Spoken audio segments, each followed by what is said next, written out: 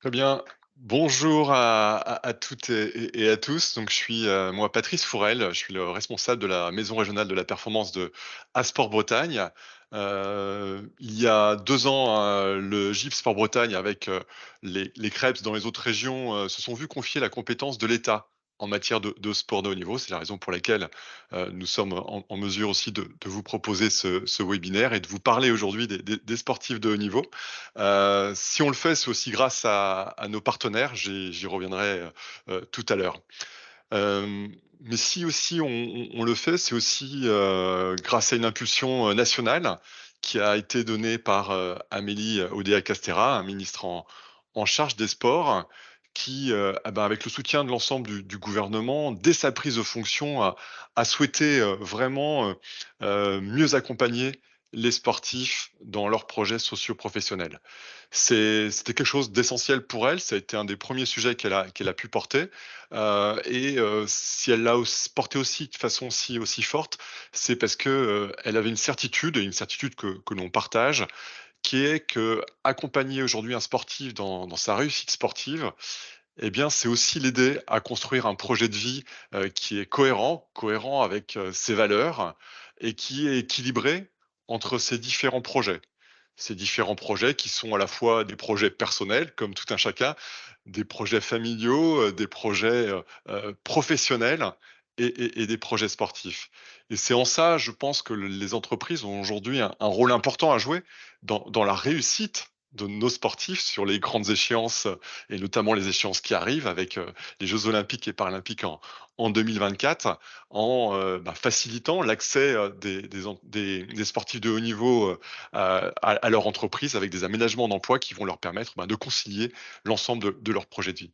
Donc voilà, je pense que c'est important et en tout cas, nous, on tenait à pouvoir, vous proposer, aux entreprises, cette collaboration, entre, les sportifs de haut niveau et les entreprises et vous le donner aussi la possibilité, de partager aussi cette aventure qui est une aventure aussi humaine, autour de sportifs extrêmement engagés dans ces échéances-là, et notamment à la veille de Paris 2024, c'était important pour nous de vous le faire, de vous le proposer. Et on vous le propose aujourd'hui parce que on a des partenaires. Sans ces partenaires, on n'y serait pas arrivé. Au sein de la Maison régionale de la performance, on n'a pas de compétences particulières sur le champ de l'entreprise. Mais voilà, avec le pilotage de l'Agence nationale du sport, hein, qui pilote l'ensemble, mais surtout avec des partenaires en région Bretagne que sont l'APEC, Pôle emploi, l'AFDAS, les missions locales et puis la Fondation du sport français, nous avons travaillé, ces derniers mois pour vraiment proposer un service public, d'accompagnement, des sportifs de haut niveau dans différents champs. La formation, c'est pas l'objet du webinaire d'aujourd'hui, mais, dans le champ de l'insertion professionnelle et de la reconversion professionnelle qu'on va largement aborder, aujourd'hui. Je voulais vraiment remercier nos partenaires que l'on a rencontrés en Bretagne pour leur engagement à nos côtés. Hem, on a eu un contexte très favorable, j'en suis convaincu à travers les personnes qu'on a pu rencontrer parce que très vite, elles ont eu envie de comprendre ce qu'est un sportif de haut niveau et ses spécificités et ce qui peut être important de comprendre dans la façon dont, ces sportifs fonctionnent. Nos partenaires ont été capables d'adapter leur organisation, qui n'était pas forcément, qui était pas forcément adaptée à ces contraintes-là et puis inventer des nouveaux process aujourd'hui et se mettre vraiment à l'écoute des sportifs. Donc un grand merci à l'APEC, à Pôle emploi, à l'AFDAS et aux missions locales et à la Fondation du sport français qui vraiment sont pour nous aujourd'hui des partenaires essentiels et sans qui ce webinaire, je le dis franchement, n'aurait pas pu vous être proposé. Voilà, je ne vais pas être plus long. L'idée, c'est bien sûr de vous présenter à travers ce webinaire, de faciliter cette relation avec les sportifs de niveau, de voir en quoi un sportif peut être intéressant pour une entreprise, en quoi l'entreprise peut être intéressant pour le sportif. En tout cas, voilà, merci à ceux qui se sont inscrits sur ce webinaire, et merci à vous pour votre participation.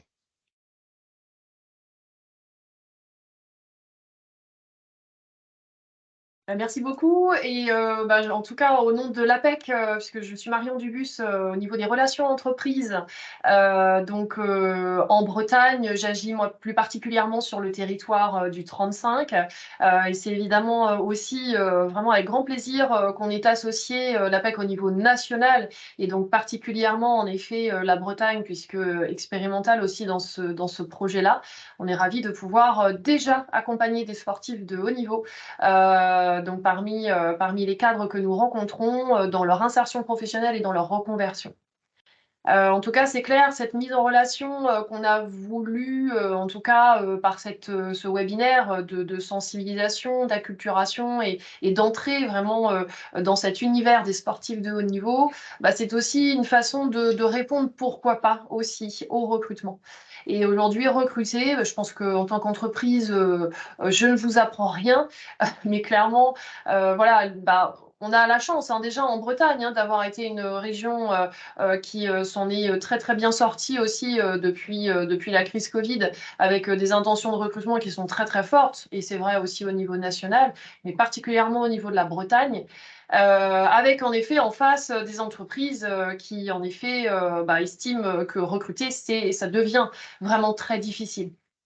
Et en effet, depuis 2020, on voit que ces taux n'ont pas cessé de grimper finalement, avec une légère accalmie sur ce dernier quadrimestre 2023, parce que peut-être aussi des baisses aussi en termes de recrutement qui peut-être annoncent aussi voilà, moins de difficultés.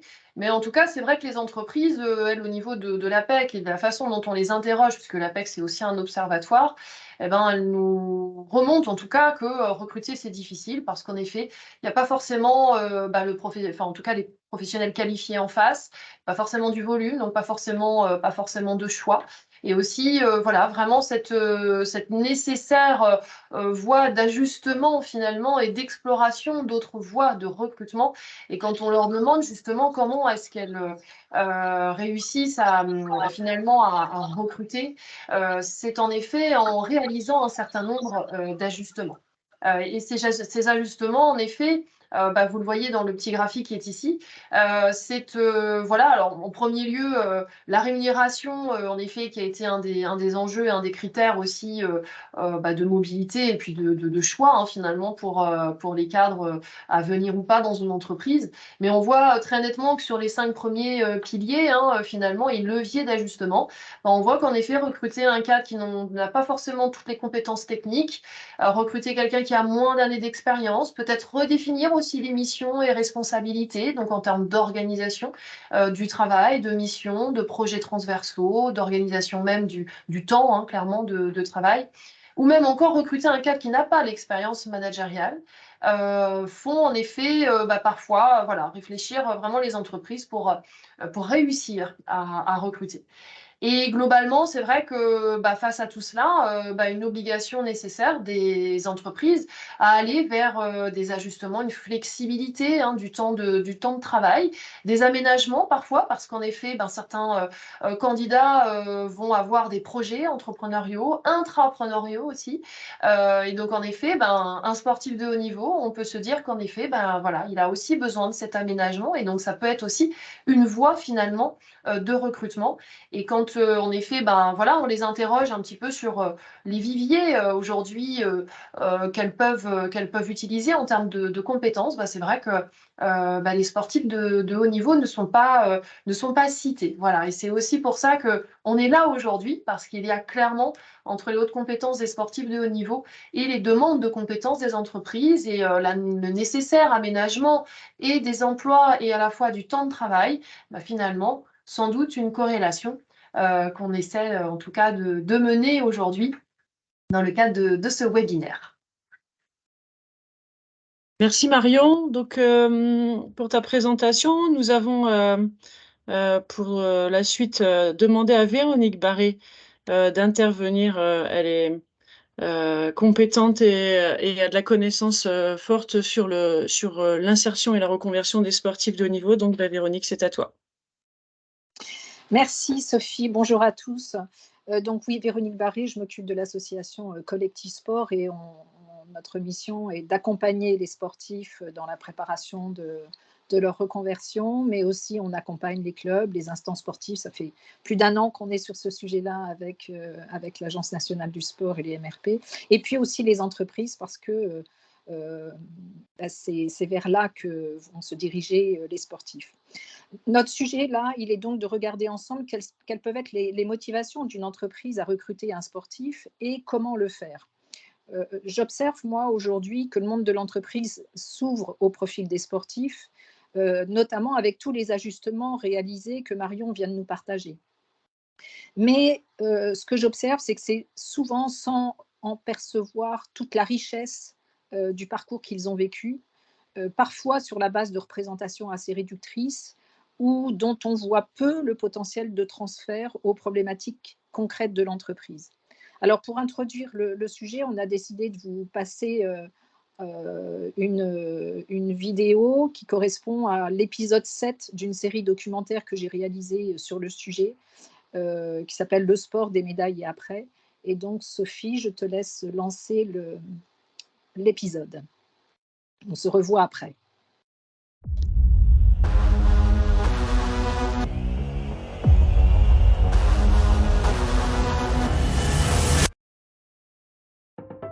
Tout ce que je toucherai, je le ferai à 180%. J'ai pas dit 150, 180, c'est précis. Et je trouve que aujourd'hui, c'est des choses que moi, le sport niveau a amené, c'est que j'ai pas de limite à part les seules que moi, je puisse me fixer moi-même. Les entreprises n'ont jamais été aussi à la recherche de talents. Les sportifs, ils ont ces compétences, ils en sont porteurs. Il faut juste les aider à les identifier. Ce qu'il faut effectivement en recrutement, pour un sportif comme pour d'autres, c'est d'arriver à voir quelles sont les qualités personnelles de l'individu qui permettront de le faire intégrer le mieux possible dans l'équipe et qui se plaisent, qui se sentent à la fois valorisés, mais en même temps qui se sentent faisant partie d'un tout et d'une équipe. Quelqu'un qui a su séduire son entraîneur, qui sait s'imposer naturellement aux autres, c'est le cas dans une équipe de sport collectif souvent, ou même dans l'athlétisme. Vous avez des gens, on le sait, qui ont des qualités de meneur.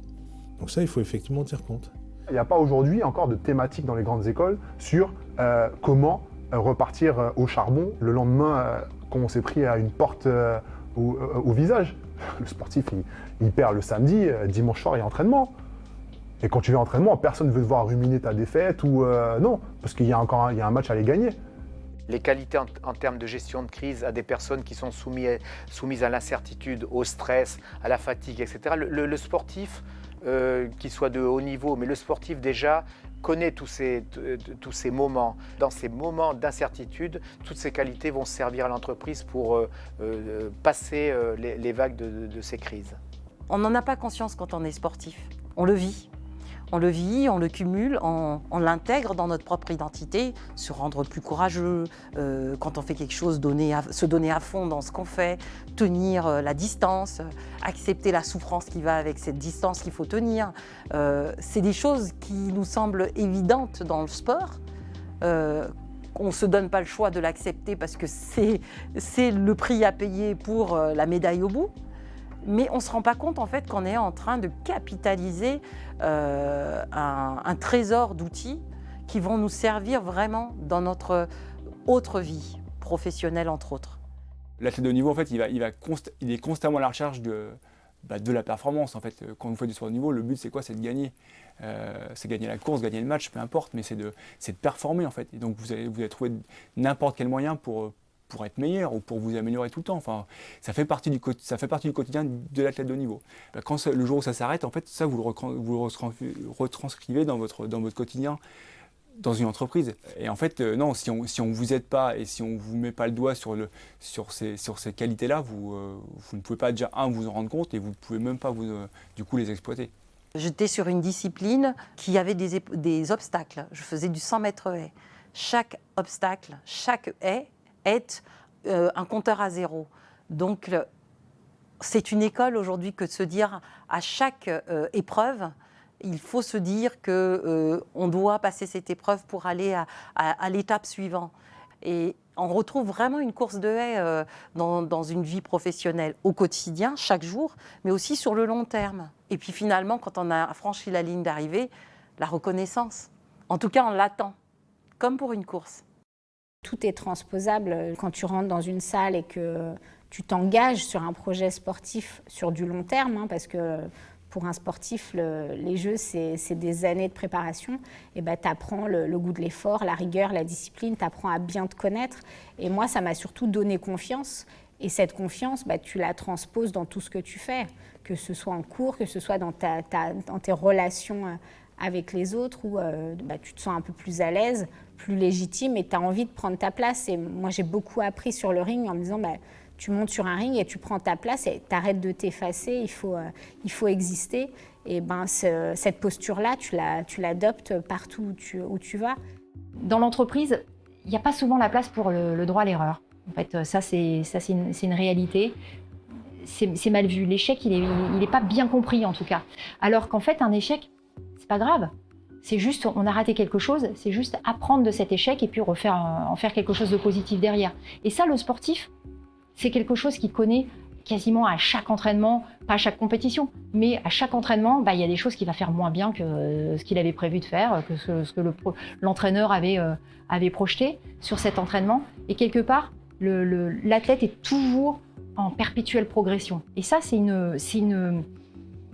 vraiment quelque chose de précieux dans une entreprise, se dire qu'on peut tout le temps progresser. Et ça, c'est vraiment quelque chose qui peut transmettre. Moi, le meilleur point d'appui, c'est quand même la motivation. Parce que lorsqu'on est sportif de haut niveau, on perd avant de gagner. Et donc, le sportif, seul ou avec son entraîneur, etc., doit passer ces barrières qui sont redoutables. Donc, dans ses capacités de motivation, après, il y en a la résistance, l'endurance, etc., donc font que ça va être encore plus intéressant. Mais au départ, c'est la motivation, parce qu'une personne qui n'est pas motivée n'arrivera à rien du tout. Or, un sportif, il doit être motivé, sinon il n'y arrive pas. Et c'est la bataille. Donc, on est dans un monde qui est cruel. Donc, ces qualités de motivation sont, pour moi, incontournables. Les sportifs, c'est aussi les champions de l'adaptation, hein. Donc voilà, ils s'adaptent tous les jours à l'entraînement, tous les jours en match. Donc ça, c'est vraiment leur force aussi, c'est qu'ils sont capables de vite se remettre en question. Et ça, finalement, c'est encore une fois une forme de leur... ce qui leur permet en fait de s'adapter et de rentrer finalement en interaction avec n'importe qui, et même s'ils ne sont pas sportifs de haut niveau. Alors c'est vrai, pour être un sportif de haut niveau, faut avoir une exigence envers soi-même qui est juste folle. Parce qu'on veut atteindre quelque chose qu'on ne connaît pas. Quand tu es en monde d'entreprise, tu as des objectifs de chiffres. On te dit, il faut que tu fasses 2.4, il faut que tu fasses tant. Tu te dis, ok, d'accord, je suis à 2.4, je suis à 1.5, il faut que je charbonne. Quand tu es un sportif, tu ne sais pas, tu veux juste aller au maximum de tes capacités. Ils connaissent le haut niveau, ils connaissent les objectifs importants, mais ce n'est pas des objectifs à 5 ans, 10 ans ou 15 ans. Hein. Ces objectifs là, c'est là. C'est pas dans 15 ans, hein, c'est là, mais c'est maintenant qu'il faut que tu gagnes les matchs. La semaine prochaine, c'est celle d'après. Et ils sont habitués à ça, quoi. Et je trouve que dans une entreprise, ça met un peu de peps, quoi. Quand j'avais 20 ans et même 35 ans, je me suis toujours dit que les deux carrières que je cultivais, la sportive et la pro, il n'y avait pas forcément de frontières et que les deux se nourrissaient l'une de l'autre, et donc que j'aurais jamais de problème à intégrer l'entreprise comme je l'avais fait, parce que j'ai changé plusieurs fois d'employeur, j'ai été à mon compte, j'ai été fonctionnaire.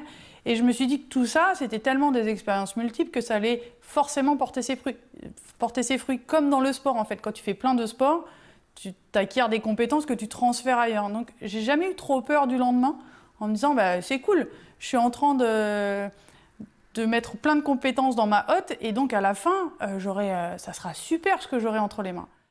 On sait très bien que tous les gens qui ont réussi ont un peu les mêmes fils conducteurs. Des mecs engagés, des mecs courageux, des mecs qui travaillent dur. On retrouve toujours des mecs qui ont pris des baffes, des mecs qui ont été dans le dur, mais qui se sont relancés, qui n'ont pas lâché, qui n'ont pas abandonné. On retrouve cet état d'esprit quand même. Et c'est vrai que dans le monde de l'entreprise, je trouve qu'on ne l'exploite pas bien.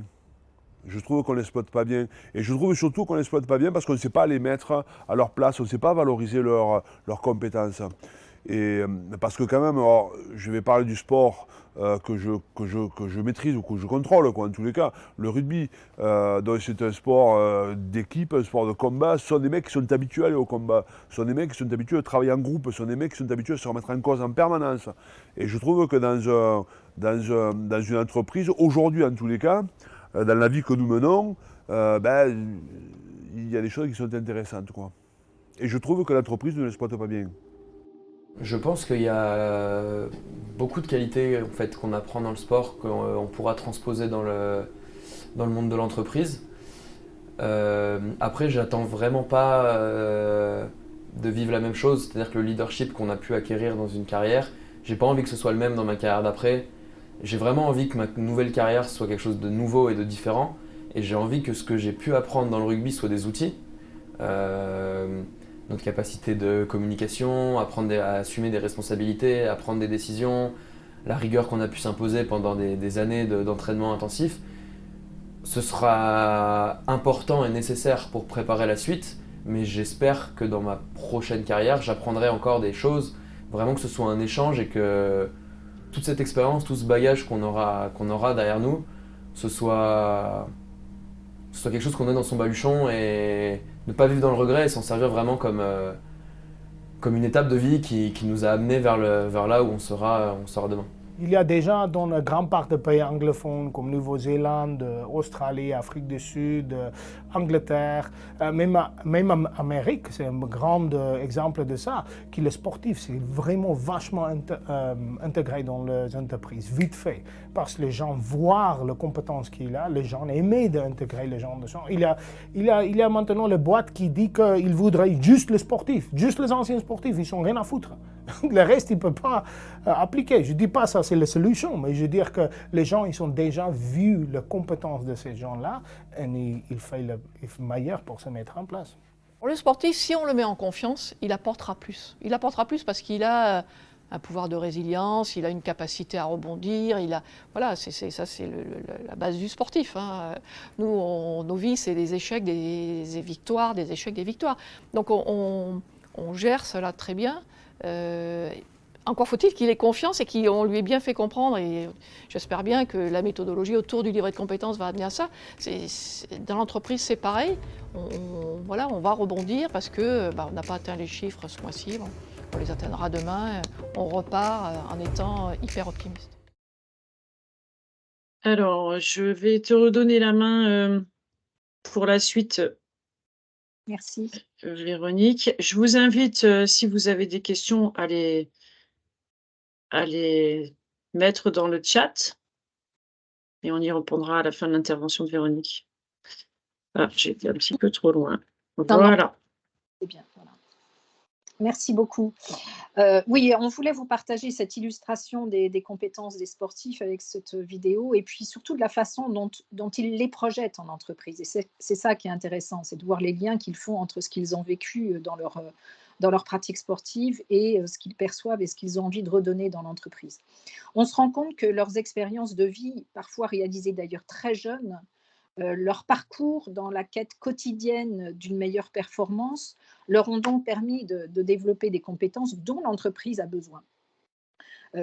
L'APEC fait des études, on disait tout à l'heure, parmi les soft skills qu'on a identifiés comme étant les plus recherchés aujourd'hui par l'entreprise, on a le leadership, on a l'écoute, on a la capacité à résoudre des problèmes complexes, l'adaptabilité, la prise de décision. Les sportifs, ils ont développé cette compétence, sans parler de leur capacité d'engagement, de rebond, on parle de résilience, du sens de responsabilité. Et je vous assure que derrière ces mots, il y a de vraies expériences très concrètes de la mise en jeu de ces compétences. Si on veut n'en prendre qu'une qui serait par exemple leur adaptabilité, on prend par exemple un cycliste, il va dans une carrière, il va changer d'équipe plusieurs fois, il va s'adapter à chaque fois à un nouveau lieu de vie, à une nouvelle équipe, à un nouveau staff, entraîneur, coéquipier, du matériel, son matériel. Et ça, il va le faire plusieurs fois dans une carrière. Et si on le prend même sur son vélo, c'est s'adapter aux conditions météo, au terrain, aux conditions de course, à sa forme du jour. Voilà, l'adaptabilité, elle est très concrètement dans une multiplicité d'expériences qu'ils vivent au jour le jour. Et je crois que toutes ces compétences sont de bonnes raisons pour recruter un sportif. L'envie de recruter le sportif, c'est la base. Pour autant, il y a quelques précautions à prendre, il y a des conditions de réussite. Et là, je vais vous en proposer 4 parmi d'autres, mais voilà celles qu'on a ciblées pour vous aujourd'hui. Pour le comment recruter un sportif, je distinguerai 2 temps. En distinguant d'ailleurs quelque chose sur quoi on reviendra tout à l'heure, c'est-à-dire la démarche de soutien d'un sportif et la démarche d'accueil d'un sportif. Je me situe ici, moi, davantage dans la démarche d'accueil d'un sportif, c'est-à-dire la situation d'une entreprise qui veut recruter durablement un sportif, que ce soit via, on en reparlera tout à l'heure, de conventions d'insertion professionnelle avec un aménagement du temps de travail, ou dans le cadre d'un recrutement d'un sportif en reconversion où il est là à temps plein et d'une façon un peu durable. Ça, c'est la démarche d'accueil. La démarche de soutien, c'est plus un soutien financier dans la démarche sportive. Donc, 2 temps, le recrutement et l'intégration, car ça fait un tout. Et je voudrais juste rappeler, là aussi, dans les statistiques que nous donne l'APEC, qu'un nouvel embauché sur 2 quitte l'entreprise avant la fin de sa période d'essai. Et c'est hors sportif, hein, c'est d'une façon générale. Et que s'il quitte l'entreprise au bout de quelques mois, on a évalué un coût à 40 à 50 000 euros de nouveaux coûts de renouveler un recrutement. Donc, on voit bien que toutes les démarches d'onboarding, elles sont très importantes pour l'accueil et l'intégration d'une nouvelle recrue. Et c'est particulièrement vrai pour un sportif qui vient d'un univers différent. Donc, 2 temps, recrutement et intégration, pour parler de cette partie recrutement. Comme pour tout le monde, mais voilà, nous, on parle là aujourd'hui des sportifs. Le premier point, c'est de vérifier l'adéquation entre le poste à pourvoir et le projet du sportif. Avoir envie de recruter un sportif ne suffit pas, et ça peut même être un piège. Il ne s'agit pas de recruter un joueur de tennis parce qu'on aime le tennis. Il faut savoir pour quelle mission on veut recruter un sportif. Quel rôle on attend de lui dans l'entreprise, sur la base de quelles compétences utiles à l'entreprise. J'insiste vraiment sur ce point, il est fondamental. Les 2 parties doivent être claires dans leur envie de faire un bout de chemin ensemble. Le deuxième point à regarder dans cette phase de recrutement où peut-être on ne sait pas exactement de quoi le sportif est capable, il y a un intérêt à s'intéresser à la discipline pratiquée. On en a eu des témoignages là dans la petite vidéo où ils parlent de ce qu'ils vivent dans leur pratique et comment ça peut être utile dans l'entreprise. Il faut savoir qu'un profil de sportif sera profondément marqué par la discipline qu'il a pratiquée. Quand on est centré pendant des années sur un rôle à tenir, sur un type d'effort ou d'objectif, ça développe des comportements et même des compétences qui sont liées à cette pratique. Je fais du patinage, ok, mais qu'est-ce que je fais comme patinage? Je fais du patinage de vitesse, je fais du patinage artistique, de la danse, du hockey sur glace, ça n'a rien à voir. On peut percevoir, dès que j'énonce ça, peut-être qu'effectivement, entre quelqu'un qui fait de la vitesse, il n'aura pas les mêmes exigences sur certains points que celui qui fait de la danse. Je suis joueur de rugby, mais quel est mon poste de jeu? Entre l'arrière, le talonneur en première ligne et le demi de mêlée, ça n'a rien à voir. Le sportif qui a performé dans son univers, il en maîtrise tout. Moi, je faisais du volley, j'étais passeuse. Pour moi, tout ce que je devais faire sur le terrain, c'était mettre mes coéquipières dans les meilleures conditions de donner le meilleur d'elles-mêmes. Moi, je considère aujourd'hui que c'est toujours ce que je fais quand j'accompagne un sportif dans sa reconversion. Aller chercher ce qui va lui permettre d'être le meilleur dans son poste. Donc, il y a beaucoup à comprendre du sportif quand on l'interroge sur sa pratique sportive et je vous invite à le faire parce que cette compréhension permettra de le mobiliser sur ses points forts. Ensuite, sur l'intégration, il faut laisser un temps au sportif pour comprendre son nouveau milieu professionnel. On a souvent des sportifs qui découvrent l'entreprise. Certains ont déjà fait des stages, mais d'autres n'y ont jamais mis les pieds. Et tous ont des représentations qui ne correspondront pas forcément à chaque entreprise. Donc, il faut lui laisser un temps d'adaptation, d'acculturation à l'entreprise. Mon 4e point, proposer un accompagnement au manager dans son accueil du sportif. Souvent, le manager, ce n'est pas lui qui a choisi ce profil de collaborateur. Ça peut être le cas, mais pas toujours. Et il aura peut-être du mal à trouver ses marques avec lui parce qu'il ne fonctionne pas pareil. Et l'enjeu là de cet accompagnement, c'est d'éviter des interprétations, des incompréhensions qui pourront se mettre en place car on aura voulu aller trop vite et ne pas tenir compte des caractéristiques du sportif. Lui aussi, le manager, il doit comprendre qui est le sportif, d'où il vient, pourquoi il l'a recruté. C'est vraiment une acculturation mutuelle qu'il faut réaliser. Il doit repérer ses motivations pour pouvoir le manager d'une façon qui a du sens pour lui. Il doit donc faire connaissance avec ce profil qui fonctionne, encore une fois, avec d'autres repères potentiellement que le reste. Merci beaucoup, Véronique, pour ce partage. Je vais donner la parole maintenant à Shaima Chebala de la Fondation française, la Fondation du sport français, pardon. Toi, Shaima. Bonjour à tous, j'espère que vous allez bien. Donc, moi, c'est Shaima. Donc, je suis déléguée territoriale Grand Ouest pour le compte de la Fondation du sport français. Donc, je m'occupe des régions Normandie, Bretagne et Pays de la Loire. Donc, pour ceux qui ne connaissent pas, la Fondation du sport français, c'est la seule et unique fondation sportive française reconnue d'utilité publique. Donc, elle a été créée en 2011 et elle a été impulsée par le CNOSF, donc le Comité national olympique sportif français. Et elle est actuellement présidée par l'ancien ministre des Sports, M. Thierry Braillard. Et donc, en fait, par le biais de différents dispositifs, on va venir en aide, donc que ce soit aux collectivités, aux associations et porteurs de projets en général, hors structure commerciale, mais également aux athlètes de haut niveau qui sont classés sur liste ministérielle. Donc, aujourd'hui, bien entendu, je vais vous parler de ce dispositif qu'on met en place en direction de ces athlètes. Et avant tout, il faut savoir que la similitude entre chacun de nos dispositifs, c'est qu'on va procéder uniquement via le mécénat afin d'aider ces différents acteurs. Donc, pour vous faire le rappel, le mécénat, c'est une forme de don sans contrepartie, mais avec un avantage fiscal pour l'entreprise. Donc, le mécène, donc le donateur, fait un don, donc, et après avoir fait ce don, il se voit recevoir par la Fondation un document CERFA qui va lui permettre de bénéficier de 60% de réduction d'impôt sur le montant de son don. Donc, contrairement au sponsoring, il n'y a pas de contrepartie fiscale pour l'entreprise, mais seulement une contrepartie d'ordre de communication généralement commerciale. Donc, il faut savoir qu'avec le mécénat, la communication, elle est quand même autorisée, mais elle ne doit pas être de nature commerciale, simplement de nature institutionnelle. La mobilisation de l'athlète, elle peut également être envisagée dans le cadre des projets de la structure. Et donc, l'athlète peut être sollicité sur les événements d'entreprise, par exemple. Mais bien entendu, dans la limite du respect de son emploi du temps. Donc, pour information, légalement, le mécénat, il ne peut pas être versé directement d'une entreprise à une personne physique. Donc, c'est pour ça qu'on entend beaucoup parler de sponsoring.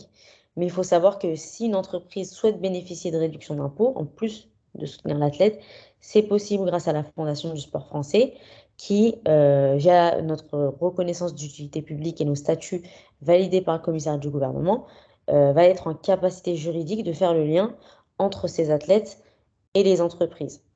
Donc des fois, on a une méconnaissance auprès des acteurs du terrain de cette mécanique juridique, et donc on a des clubs et des associations qui acceptent de recevoir du mécénat pour le reverser directement à l'athlète. Il faut savoir que ce genre de mécanique, malheureusement, même si c'est courant pour certains, c'est légalement, c'est pas autorisé.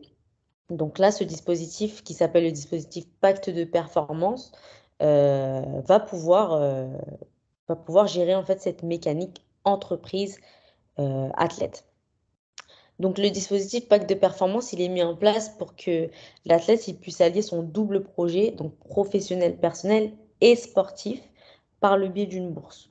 Donc, on est sur une bourse financière, car on sait que dans certaines disciplines, en fait, il n'y a pas beaucoup de revenus, même pour des champions médaillés malheureusement. Donc cette bourse, elle va être délivrée directement par les entreprises. Elle va passer par la fondation qui va la reverser directement sur le compte de l'athlète.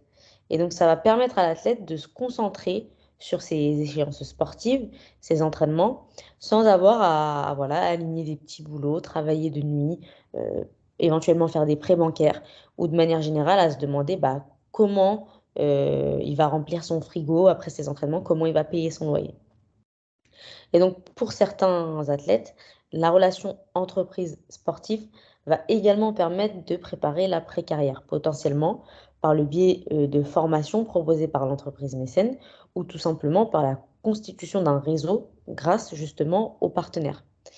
Donc voilà, dans les grandes lignes, les dispositifs pacte de performance. Donc si vous avez besoin de plus d'informations pratiques et juridiques, n'hésitez pas lors de la session questions-réponses. Et à la fin, donc il y aura une slide avec nos coordonnées. Donc vous pourrez également me contacter par mail ou par téléphone afin que je puisse répondre à vos différentes interrogations. Donc je vous remercie pour votre attention. Merci beaucoup, Shaima. Alors, je vais enchaîner.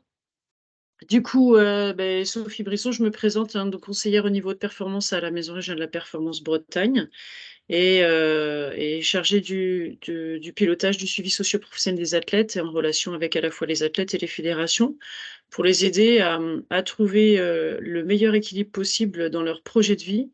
Le projet de vie étant l'ensemble qui est constitué par le projet à la fois sportif, socio-professionnel et la vie personnelle. Et donc, pour permettre aux sportifs de haut niveau donc, de trouver l'équilibre dans leur projet de vie, qu'ils soient en carrière ou qu'ils soient en reconversion post-carrière de haut niveau, eh bien, nous souhaitons mettre en place un réseau d'entreprises partenaires des sportifs de haut niveau en Bretagne. Et nous avons réfléchi avec nos partenaires publics sur la manière de pouvoir identifier ce type d'entreprise par rapport aux besoins qu'ont les sportifs de haut niveau qui sont sur de la haute performance. Et on a défini en fait deux catégories d'entreprises. Les entreprises dites accueillantes, qui sont des entreprises qui peuvent proposer des stages, une immersion, une alternance, un emploi.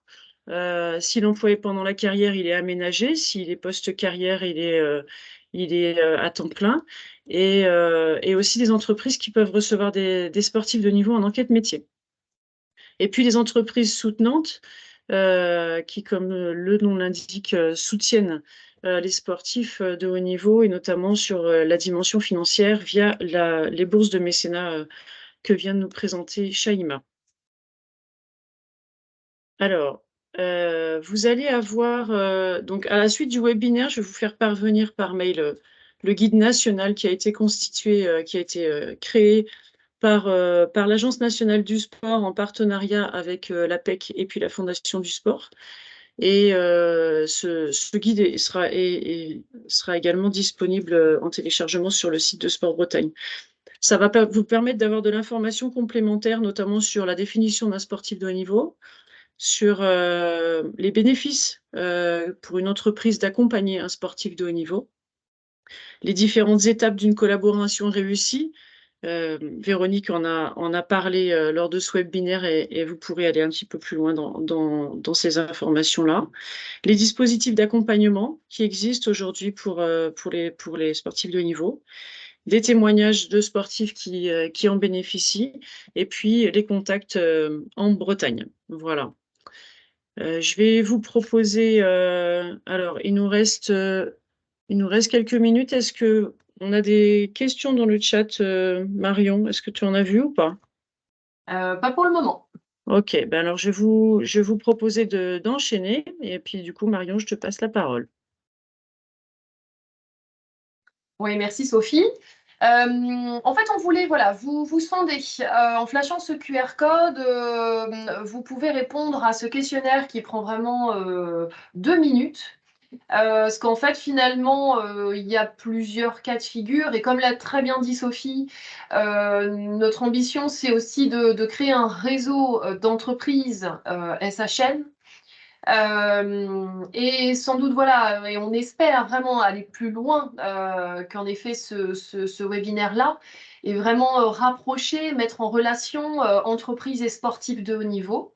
Et au travers de ce questionnaire, on vous propose finalement de nous dire, alors peut-être qu'en effet, entre être une entreprise accueillante, peut-être que vous, ça peut vous dire, oui, finalement, j'ai envie d'accueillir d'une façon ou d'une autre un sportif de haut niveau. Est-ce que j'ai envie peut-être d'être une entreprise soutenante? Peut-être les deux. Ou peut-être que, en effet, pour vous, ça n'est pas encore le bon moment et que vous êtes là aussi pour recueillir des informations et vous allez peut-être y réfléchir plus tard. Voilà, en tout cas, on vous propose ceci et donc ça prend quelques minutes. Et nous, en effet, on s'engage derrière en fonction de ce que vous allez nous dire à vous recontacter, parce que peut-être vous aurez besoin aussi d'informations complémentaires. Et donc, on vous orientera en fonction, soit auprès de Sophie, de la MRP, peut-être auprès de Shaima pour la fondation, peut-être au niveau de la PEC pour la partie plus recrutement, ou peut-être Pôle emploi. Voilà, donc n'hésitez pas en effet à nous soumettre également voilà, toutes les questions ou commentaires que vous pourriez avoir par rapport à cela. Petite précision peut-être sur la première question du questionnaire, Marion, de Oui, répondre exact. OK. Tu fais bien, oui, de me le rappeler. Au tout démarrage, évidemment, il y a les questions de RGPD par rapport à vos données que vous nous transmettez. Voilà, on vous demande juste une réponse. Vous pouvez mettre oui ou OK, peu importe. Voilà, en tout cas, simplement cette petite précision. Il y a une question dans le chat, je Oui. te permets juste. Ouais. C'est ça, il y a une question, on peut y répondre peut-être en parallèle de ce questionnaire. Alexandra nous pose la question, y a-t-il déjà des entreprises accueillantes identifiées? Et si oui, partenaires pour accompagner les SHN, comment est-ce qu'on peut y avoir accès? Alors, peut-être en tant que sportif, éventuellement, Sophie, tu vas pouvoir nous répondre. Oui, alors la mise en place de ce réseau est toute nouvelle. Donc, pour le moment, les entreprises accueillantes qui sont identifiées sont les entreprises avec lesquelles on est déjà dans des accompagnements, des aménagements d'emploi avec les sportifs de haut niveau.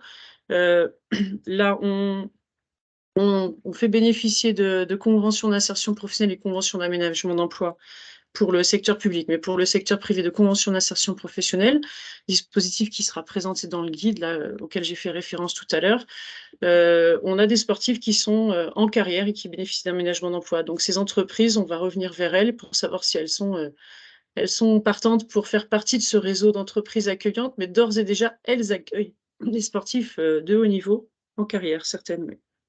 Voilà. Et donc, pour y avoir accès, déjà, il faut que j'ai leur autorisation de diffuser l'information. Donc, je vais déjà passer par cette étape-là. Et puis après, bien évidemment, pour celles qui sont d'accord, soit pour être réunies dans le cadre d'une animation qu'on pourra ultérieurement proposer, soit pour de la communication, on vous fera parvenir ces informations-là. Voilà. Oui, voilà, peut-être pendant que les derniers peut-être finissent, on a aussi une question qui nous arrive. Avez-vous des organismes de formation partenaires? Je vais Sophie? pouvoir répondre. Alors là, effectivement, on est sur la partie emploi, mais sur la partie formation, bien évidemment, dans le continuum. Dans le continuum du projet de l'athlète, il y a des sportifs qui sont en situation d'emploi et d'autres qui sont en situation de formation. Et donc, on a des établissements partenaires qui sont labellisés établissements d'accueil sport de haut niveau en Bretagne. Et on en a une 50aine entre le pré-bac et le post-bac. Et on travaille avec ces établissements-là depuis 2012 maintenant sur la région. Et grâce à ces organismes de formation, ces établissements d'enseignement scolaire de second degré et supérieur, les universités et les grandes écoles, on peut permettre aux sportifs de bénéficier d'aménagement de leurs études. Puisque un sportif de haut niveau, soit va être, suivant la maturité du sportif et l'âge à laquelle on est sur liste dans la discipline, on peut avoir des sportifs qui sont en situation de formation. Et pour l'apprentissage, puisque je vois la question s'afficher, on peut avoir des aménagements d'emploi pour des formations qui sont en apprentissage, oui. On peut mettre en place des CIP pour ce type de formation. Voilà. Le besoin part de l'athlète. On part de la situation de l'athlète, de ses besoins, et en fonction de ça, quand une formation est identifiée, alors et qu'il a besoin d'aménagement, on voit avec la fédération, l'Agence nationale du sport, et on voit pour aménager l'emploi quand c'est possible. Ouais. Je te redonne la parole, Patrice. Ouais, on va être attentif s'il y a des questions pour pas qu'il y ait de frustration et qu'on puisse répondre à tout. Mais cette dernière diapositive là, elle était importante, évidemment, puisque c'est celle, vous retrouvez du coup les coordonnées des personnes qui sont intervenues. Sophie Brisson, donc à la MRP Sport Bretagne, donc, qui est qui va pouvoir vous apporter des informations sur les sportifs en Bretagne. Elle accompagne, elle suit, elle connaît la situation des sportifs de haut niveau, donc elle est en mesure de vous guider aussi vers des sportifs, vers des disciplines, vers voilà, des sportifs pour lesquels vous avez peut-être un peu plus d'intérêt, et donc on saura vous guider vers ces sportifs-là et pouvoir identifier les besoins de ces sportifs. On a aussi, pour tout ce qui est entreprise accueillante, Marion qui sait aussi exprimer avec ses coordonnées aussi, qui est du coup un relais essentiel pour nous également. Shaima de la Fondation, donc pour les entreprises soutenantes. Vous avez bien compris maintenant la différence entre accueillante et soutenante. Et donc voilà, donc du coup, Shaima pourra vraiment vous accompagner sur les dispositifs qui existent pour être soutenante. Voilà. Et puis s'il y a des choses qui vous savez pas à qui vous adresser, Marion reste un contact important. Elle saura vous guider pour vous accompagner en tant qu'entreprise dans la mise en relation avec les sportifs. Voilà ce que je voulais moi vous dire pour finir. Encore une fois, vous remercier tous d'avoir été présents et de marquer de l'intérêt pour les sportifs de haut niveau. J'espère qu'on aura su aussi partager des informations utiles avec vous à travers ce webinaire. Vous donner aussi envie également d'accompagner des sportifs de haut niveau qui sont sur le territoire, qui sont peut-être pas très loin de vos entreprises, en tout cas qui auraient intérêt, en tout cas qui auraient plaisir à travailler et à collaborer avec vous. Bien sûr, je vous invite à en parler dans votre entreprise, dans vos réseaux d'entreprise, parce que c'est aussi comme ça que ça fonctionne, on le sait. Donc, n'hésitez pas à le faire et à donner nos contacts et nos coordonnées aux gens que vous pouvez croiser. Et puis, bien sûr, on parle de 2024 parce que c'est demain, mais ce qu'on est en train de mettre en place aussi, la dynamique qu'on est en train d'engager là avec ces partenariats, on s'inscrit aussi bien plus loin dans le temps. En 2026, on aura aussi des Bretons qui se préparent sur les Jeux olympiques et paralympiques d'hiver. On a déjà, certains sportifs sont déjà avec le viseur sur 2028 à Los Angeles. Et puis, vous l'avez entendu aussi hier, 2030 probablement à nouveau des Jeux en France. Donc, ça sera aussi des sportifs qui, là, derrière, sur le territoire, sont déjà sur ces échéances-là. Donc, si vous avez envie de les accompagner sur ces échéances-là, n'hésitez pas non plus. Voilà, un grand merci à tous. Je vois des remerciements aussi dans le chat. Et puis, voilà, toutes ces informations vous seront accessibles de toute façon. Et puis, l'enregistrement du webinaire également permettra de revoir en replay et de le partager avec des gens qui pourraient être intéressés, que vous connaissez. Merci à tous, merci à tous les partenaires aussi, aux intervenants également pour votre participation à ce webinaire. À bientôt. Merci, à bientôt. Merci à tous.